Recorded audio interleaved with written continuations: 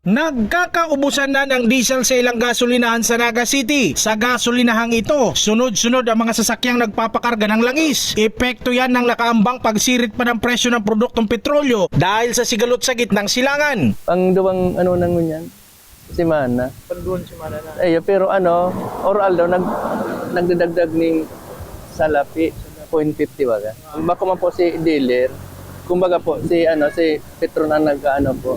Sinda nag-ano Ayo po. sa taas na yan. Ayo po. Ayon sa Department of Energy o DOE, tinatayang 17 pesos hanggang 24 pesos per liter ang maaaring dagdag presyo sa langis ngayong linggo. Nilinaw ng ahensya na hindi sa isahang bagsak yan ipapatupad at utay-utay o staggered ang magiging taas singil sa langis. Isa sa pinaka-apektado ng taas presyo sa mga produktong petrolyo si Alwin.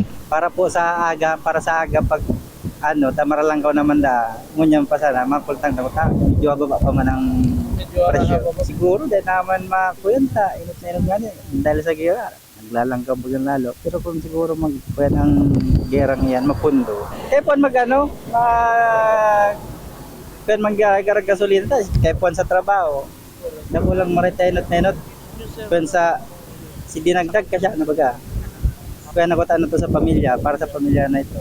Kang sarong aldaw, kada ako nagpapapultan ta, simple agapan so diesel, ayo baba pa po. Pero sa ngunyan, tama lang kasi unleaded na lang kaya ang yaon mayo ng diesel, out of stock na ang diesel. Samantala, isa sa mga hakbang ng pamahalaan sa nakakalulang pagtaas sa presyo ng mga produktong petrolyo ang pagtapya sa excise tax sa presyo nito at pagbigay ng subsidiya sa mga apektadong sektor. Jan Amador, CSN.